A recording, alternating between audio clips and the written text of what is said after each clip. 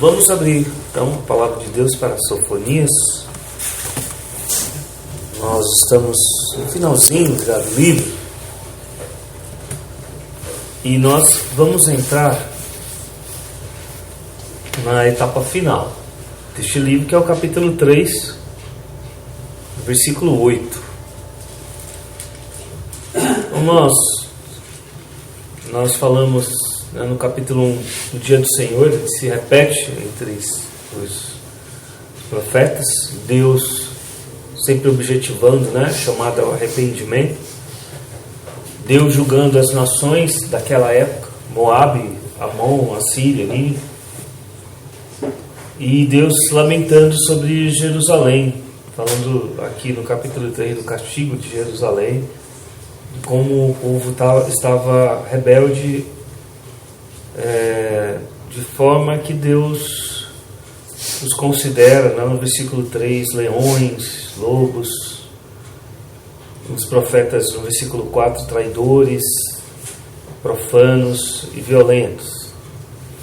E nós vimos na semana passada Deus se revelando, Deus mostrando ao povo de Israel que Ele está ali, está no meio deles.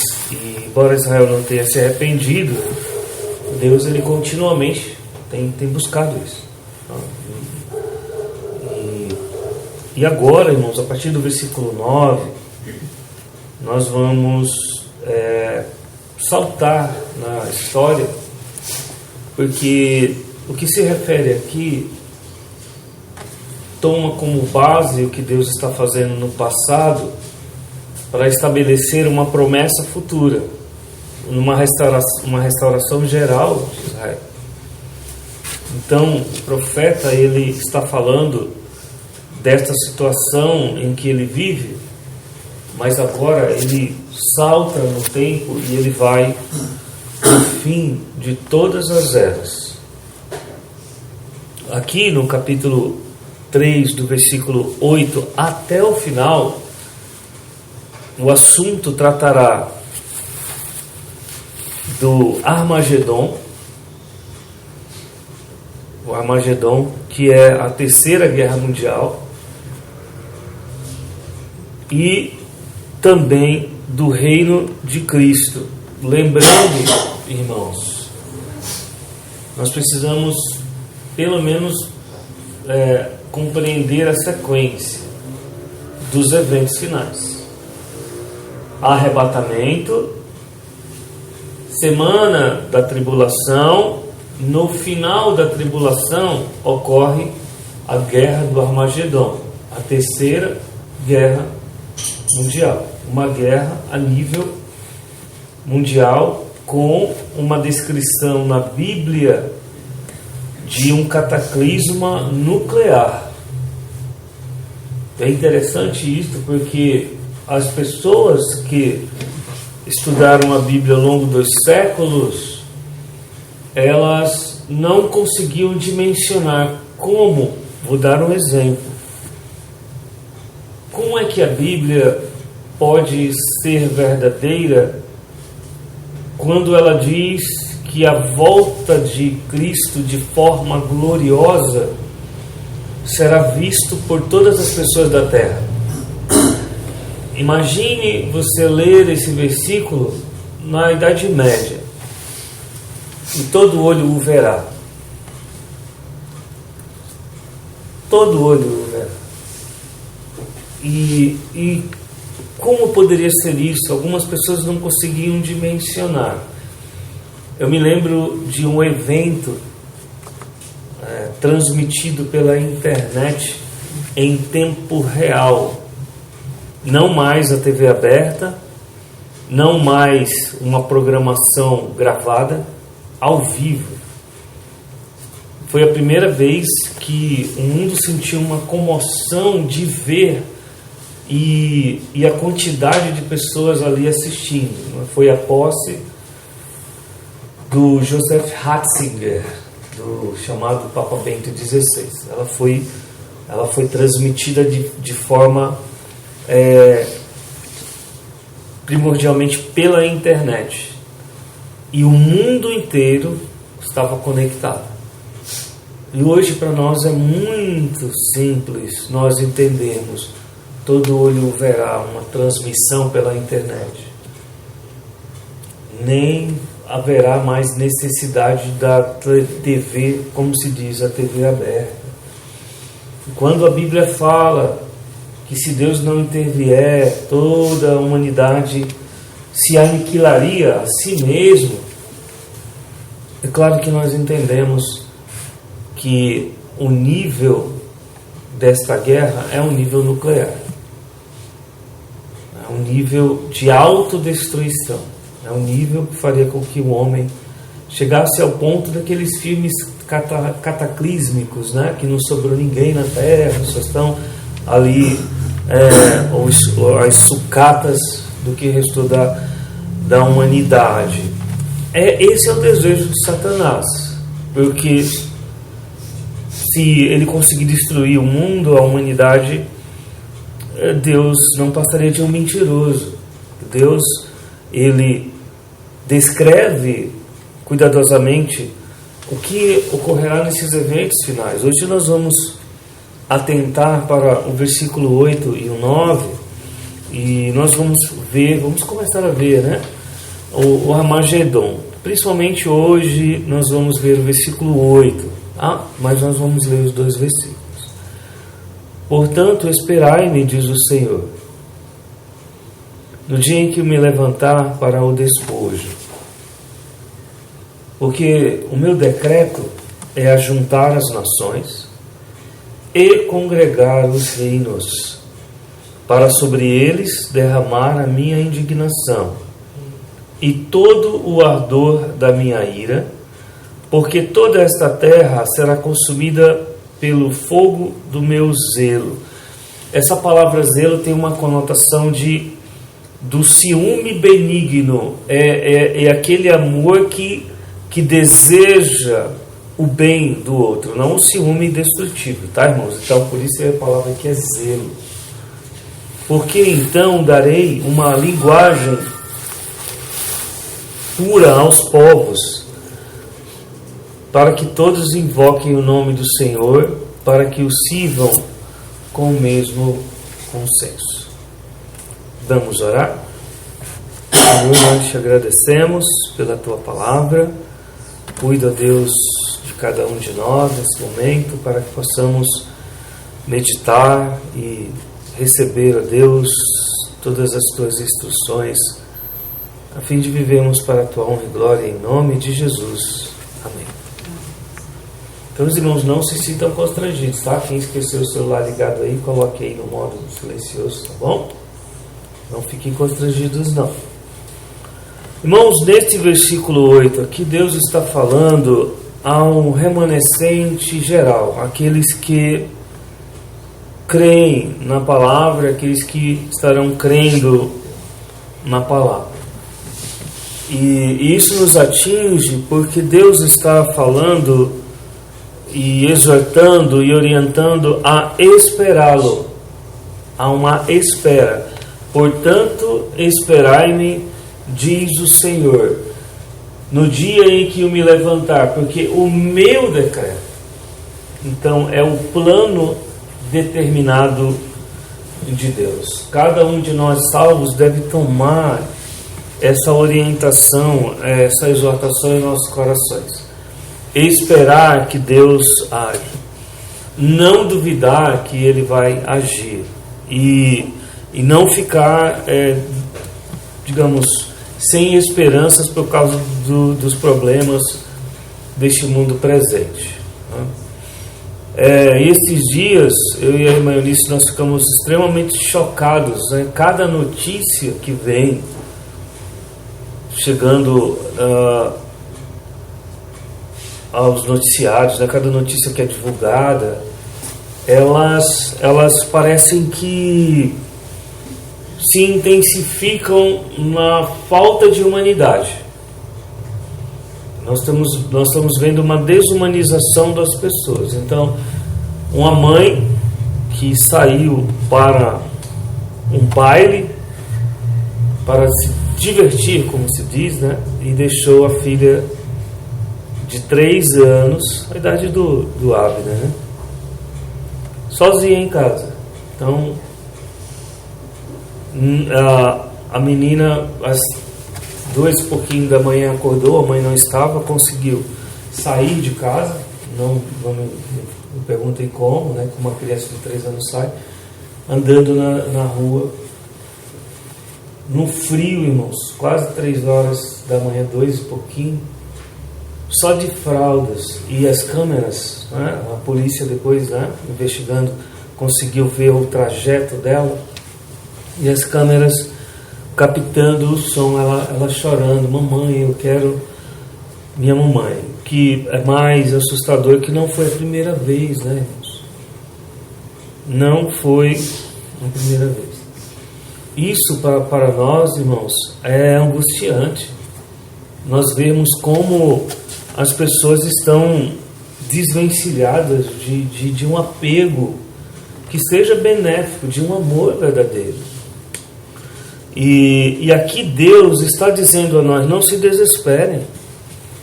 Não se desesperem. As coisas realmente vão ficar muito ruins. Mas eu tenho determinado fazer algo. Nós estamos vendo o que tem acontecido, né, no mundo, e esse fervilhar aí de possibilidades de guerras e de rumores de guerra. Mas isso não é novo. Se você atentar para a história, Segunda Guerra Mundial, depois o conflito na Coreia, depois a guerra do Vietnã, depois nós saímos dessa guerra para ir para a guerra do Iraque. Eu não sei quantos de vocês estiveram atentos, por exemplo, a um conflito entre... Eu me lembro que eu era menino e todos nós éramos exortados a guardarmos os recortes de jornais, né, pelos professores. Houve um conflito entre a Inglaterra e a Argentina. Os irmãos lembram desse conflito? A Inglaterra e a Argentina esteve em guerra. Não lembra disso? Por causa da ilha, de uma ilha que a Inglaterra chama de Falklands e a Argentina chama de Malvinas, aqui ao lado. E as pessoas no Brasil ficaram desesperadas, né?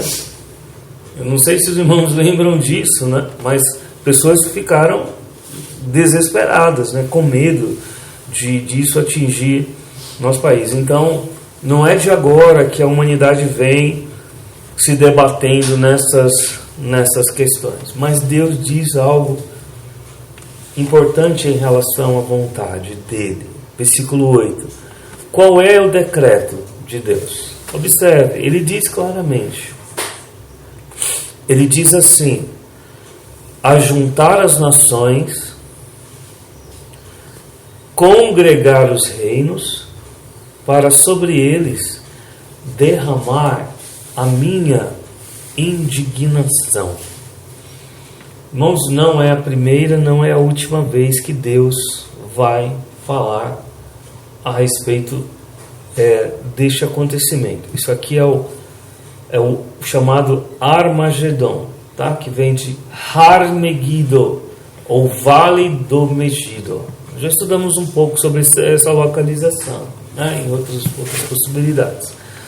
É um local onde as nações se juntarão para exterminar Israel. Todas as nações se juntarão para exterminar Israel. É a vontade, né, dos malditos de hoje, né? Aqueles que são malditos em seus desejos, estão debaixo do jugo de Satanás. Eles têm o desejo de exterminar Israel.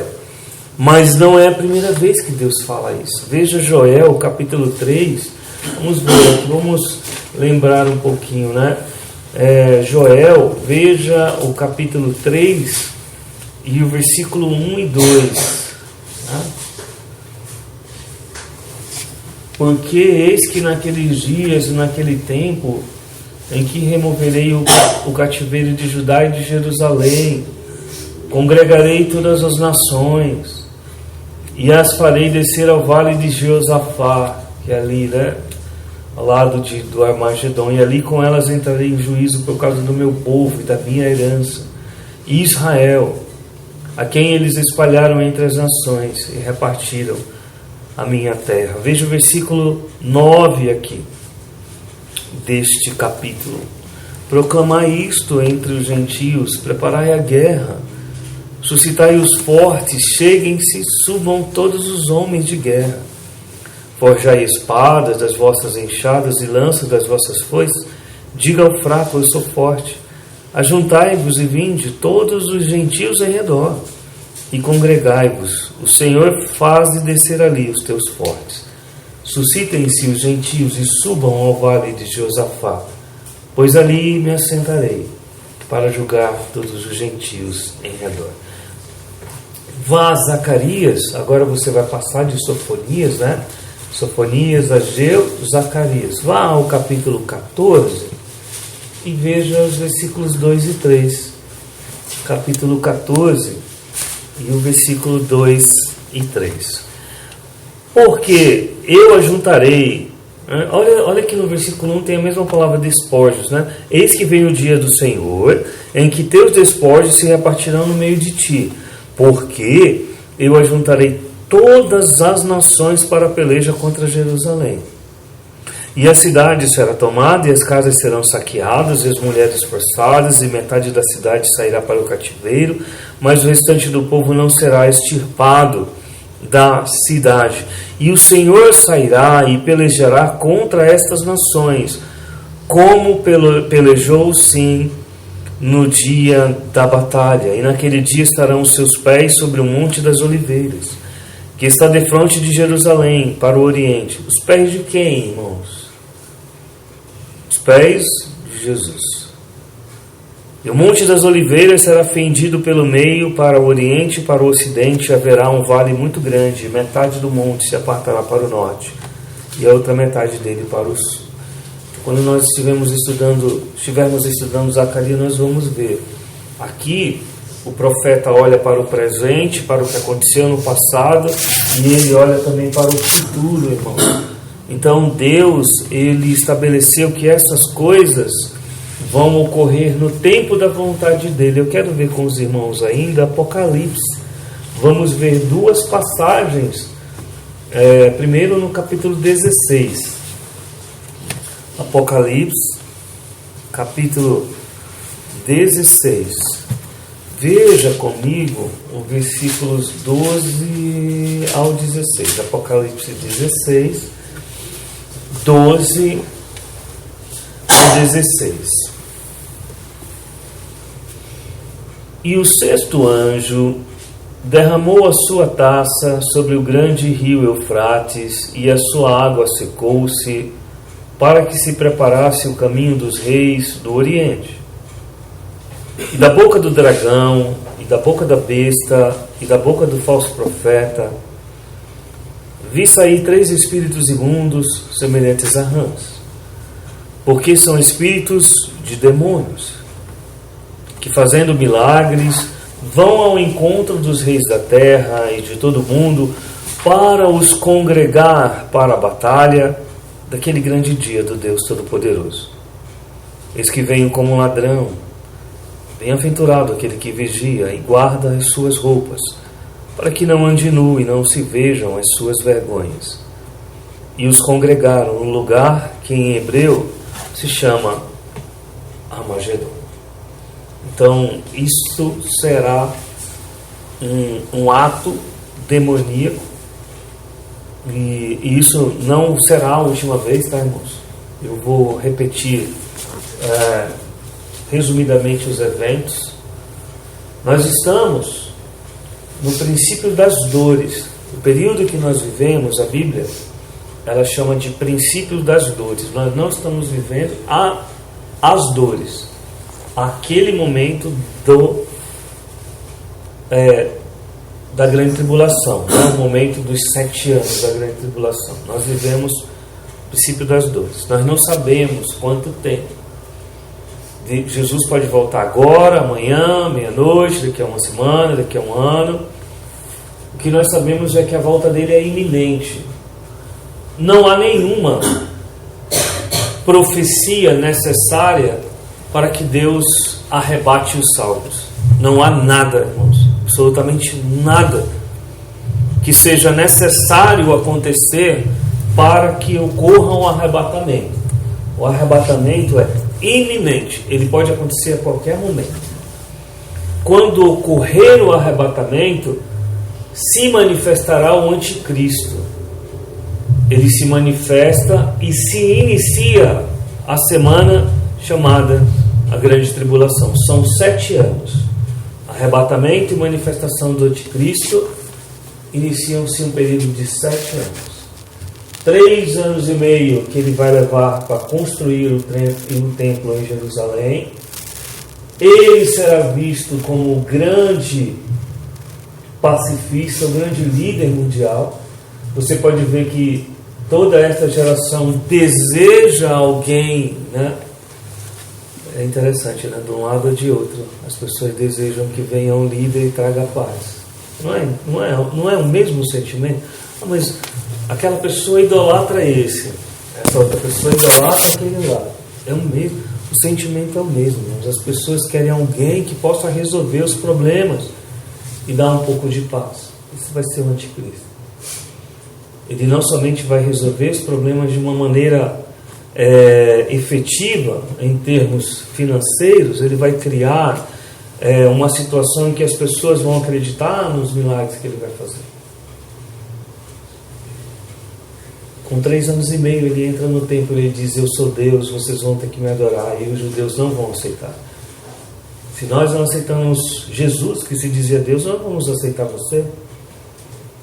E ele vai perseguir os judeus, irmãos, e vai derramar sangue em Jerusalém. Neste período de 7 anos, quem estiver na terra vai passar por muitas dificuldades. O calor excessivo, falta de água, o clima vai entrar em colapso. E aqui uma mensagem muito interessante para todos aqueles que acreditam, né, na farsa, porque é uma farsa, né, do aquecimento global. Eu quero explicar, é uma farsa, irmão. Eu quero explicar só uma questão em relação, é hilário, né? É hilário, porque as pessoas dizem assim: olha, a camada de ozônio, antigamente as pessoas diziam: olha, se você usar o desodorante, esse spray, cuidado, né? Você não pode usar o spray desodorante, tem que ser aquele rolão, porque o spray vai acabar com a camada de ozônio. E eu me lembro quando nós éramos crianças, né? Quando a escola realmente ensinava, ao invés de colocar ideias imbecilizadas na mente dos jovens, os professores ensinavam sobre as camadas da atmosfera e a camada de ozônio. Vocês sabem o que refaz a camada de ozônio? O ozônio, irmãos, é O3. Ela está sempre se desfazendo, porque a composição é oxigênio. Então a camada de ozônio, que é uma proteção, ela é refeita pelos raios. A nossa Terra, o nosso planeta, ele tem tanto um campo magnético quanto um campo elétrico. Isso é uma ciência tão básica que nós aprendíamos isso na 4ª série, irmãos. 4ª série, nós ouvíamos a professora explicando isso, a gente ficava maravilhado. Então, quando um raio ele cruza os céus, ele transforma o oxigênio em ozônio, e isso refaz a camada. Então Deus criou esse mecanismo que está o tempo todo se refazendo. Não existe essa história de buracos na camada de ozônio. Isso é mentira, isso não tem base científica, irmãos. Isso tem apenas base doutrinária, fazendo com que os jovens dessa geração tenham uma mentalidade muito pequena, muito limitada. Mas quando acontecer, irmãos, a grande tribulação, o homem não vai ter controle sobre nada. A humanidade vai sofrer a ausência do cuidado de Deus. No capítulo 19, versículo 17, nós vemos a volta de Cristo. Capítulo 19, a partir do versículo 11, nós vemos a volta de Cristo para exterminar o exército do anticristo. vão estar reunidos, irmãos, Satanás, o falso profeta e a besta, que é o anticristo. Versículo 17 diz: e vi o anjo que estava no sol e clamou com grande voz, dizendo a todas as aves que voavam pelo meio do céu: vinde, ajuntai-vos à ceia do grande Deus, para que comais a carne dos reis, dos tribunos, carne dos fortes, carne dos cavalos, dos que sobre eles se assentam, a carne de todos os homens, livres e servos, pequenos e grandes. E vi a besta, aqui é o anticristo, os reis da terra, seus exércitos reunidos, para fazerem guerra àquele que estava sentado sobre o cavalo e ao seu exército. Então Cristo volta de maneira gloriosa, e as pessoas vão estar... irmãos, nós precisamos entender o seguinte, né? O ateísmo, as pessoas que descreem de Deus, elas dizem assim: se eu visse Jesus, se eu visse Deus ali brilhando, os ateus são arrogantes assim, se eu visse Deus brilhando, né, um anjo, então eu iria crer. Não vão acreditar, eles não vão, porque nesse momento Jesus se manifesta de forma gloriosa com os seus exércitos, e ao vê-lo, essas pessoas, o anticristo, os reis da terra, o falso profeta, eles não vão parar o que eles estão fazendo, eles vão continuar guerreando, porque eles estão enganados pelo diabo, acreditando que eles podem vencer. E a Bíblia diz: a besta foi presa, com ela o falso profeta, que diante dela fizeram sinais, com que enganou os que receberam o sinal da besta e adoraram a sua imagem. Esses dois, eles foram lançados vivos no lago de fogo que arde com enxofre. São os dois únicos que não vão passar pelo inferno. Viu, irmãos? As pessoas vão sair do inferno.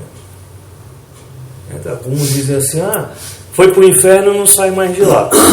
O inferno é um lugar que as pessoas estão aguardando o juízo final, não é o destino final, tá, irmãos? Morreu sem Cristo, morreu sem salvação, está num lugar aguardando a condenação. Tanto é que, se você olhar, irmãos, no capítulo 20, versículo 14, a morte e o inferno foram lançados no lago de fogo. O grande trono branco, veja que o versículo 13, né, diz: os mortos, o mar deu os mortos, a morte e o inferno deram os mortos que neles haviam. Então essas pessoas vão sair de lá para estar perante Deus, diante do grande trono branco de Deus, e serem lançados no lago de fogo. Esses dois vão chegar lá vivos.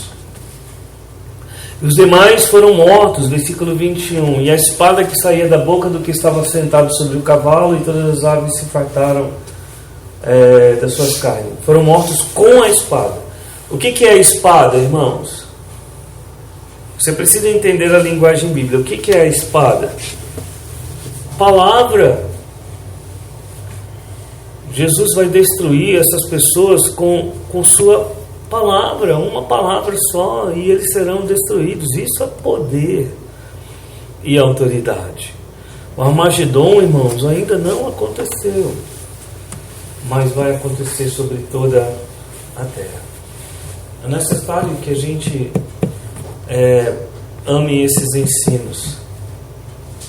O crente de verdade, ele não tem... eu vou usar uma palavra forte, ele não tem nojo desses ensinos, ele não tem uma aversão a isso. Ele entende que isso é necessário, irmãos. Eu estou falando do crente salvo. O crente salvo de verdade, quando ele estuda essas coisas, ele sabe que é necessário porque Deus deixou para nós, para que nós compreendamos que Deus traçou a história da humanidade, irmãos, e não há como mudar. E no tracejar de Deus da história da humanidade, Ele está permitindo que as pessoas acreditem em mentiras. estão acreditando em mentiras. Homens vestidos de mulheres, né? Homens vestidos de mulher, com o título de, não é fisioterapia, né? Tem um outro termo aí. Uma pessoa que vai oferecer. Veja, irmãos, que loucura é essa, irmãos? Isso, irmãos, não pode ser senão insanidade. Um homem vestido de mulher oferecendo às pessoas alívio emocional, sendo que se porta como um louco. E multidões de pessoas acham isso absolutamente normal. Mas Deus disse que isso iria acontecer. As pessoas iriam acreditar nas mentiras de Satanás. Nós vivemos essa geração, irmãos, não somente fora do círculo evangélico. Estamos vendo igrejas abraçando essas causas como se tudo fosse absolutamente normal. Sabe como é que a Bíblia descreve a ira de Deus contra essas mentiras? Zelo. Deus tem ciúme. Não no sentido, irmãos, que nós vemos a palavra sendo usada. Deus, Ele não se alegra com o erro, mas Ele tem um ciúme pela afeição do homem. Ele não se agrada que as pessoas creiam em mentiras. Deus ama Jerusalém, Deus ama os judeus, Deus ama você, Deus ama a mim, Deus ama os pecadores, Deus ama os pecadores. Ele não odeia, irmãos, de forma a querer condená-los. Ele odeia o pecado em si, mas o seu amor ele é manifestado quando Deus age para salvar o ser humano. Ele age para salvar o ser humano. E Ele agiu de tal maneira, irmãos, que Ele enviou o seu próprio Filho. No tempo de Israel, aquela nação tão maravilhosa, ela teria durado, irmãos, o tempo que fosse necessário, caso eles permanecessem fiéis. Aqui nós entendemos que vivemos os últimos dias, irmãos, é uma afetação sem fim. Você não pode criticar de púlpito hoje abertamente essas coisas, não pode. Houve uma pessoa que foi presa porque falou a verdade. Os pastores estão sujeitos a serem presos por criticar, né, essas loucuras. A injustiça, o medo e a mentira têm reinado. Mateus capítulo 24. Mateus capítulo 24. Existem muitas passagens, mas por amor ao tempo nós vamos deixar para outras oportunidades. Mateus capítulo 24 fala de maneira profética a respeito de todas essas situações, mas eu quero ler com os irmãos a partir do versículo 22, que diz assim: se aqueles dias não fossem abreviados. Que dias, irmãos? Versículo 21, porque haverá então grande aflição, como nunca houve desde o princípio do mundo até agora, nem tampouco há de haver. Então, nunca houve. Aí você olha, Idade Média, a peste negra, peste bubônica, Segunda Guerra Mundial, a fome que acontece no mundo, as desgraças e as doenças que têm acontecido, Covid. Irmãos, teve crente que ficou desesperado por causa do Covid. Não dá para entender isso, tá? E se aquele dia não fosse abreviado, nenhuma carne se salvaria, mas por causa dos escolhidos serão abreviados aqueles dias. Então, se alguém vos disseres que o Cristo está aqui ou ali, não lhes deis crédito, porque surgirão falsos cristos e falsos profetas, e farão tão grandes sinais e prodígios, que, se possível for, enganariam até os escolhidos. Eis que eu vos tenho predito. Então Deus tem dito o que vai acontecer. Portanto, se vos disserem, eis que está no deserto, não saiais, eis que ele está no interior da casa, não acrediteis. Porque assim como o relâmpago sai do oriente e se mostra até o ocidente, assim será também a vinda do Filho do Homem. Porque onde quer que estiver o cadáver, ali se ajuntarão as águas. E logo depois da aflição daqueles dias, o sol escurecerá, a luz não dará sua luz, a lua não dará sua luz, as estrelas cairão do céu, as potências do céu serão abaladas. Então aparecerá no céu o sinal do Filho do Homem, e todas as tribos da terra se lamentarão e verão o Filho do Homem vindo sobre as nuvens do céu, com poder e grande glória. E ele enviará os seus anjos, com rijo clamor de trombeta, os quais ajuntarão os seus escolhidos, desde os quatro ventos, de uma a outra extremidade dos céus. Quais são os nossos ideais para este mundo? Quais são? Quais são os seus ideais, né, para este mundo? Nós, cristãos, nós temos um ideal maior. A salvação. Deus possa nos usar para alcançar pessoas. E ao partirmos, nós possamos dizer, fizemos, Senhor, nosso trabalho. Nós pregamos e vivemos o que o Senhor nos disse para pregar e para viver. Não de maneira perfeita. Não existe missão mais importante do que essa na vida dos salvos. Vamos orar, irmãos. Pai, obrigado porque Tu tens traçado toda a história desta humanidade rebelde e contradizente e que vive hoje a insanidade. Assim como descreve o apóstolo Paulo em Romanos a situação a Deus passada e futura, nós reconhecemos que já estamos no princípio das dores e aguardamos de forma iminente a Deus, ou seja, a qualquer momento, o arrebatamento dos salvos. E sabemos, ó Deus, que então os Teus planos se sucederão conforme foram descritos. Obrigado pelos profetas, obrigado pela Tua palavra, obrigado pela salvação.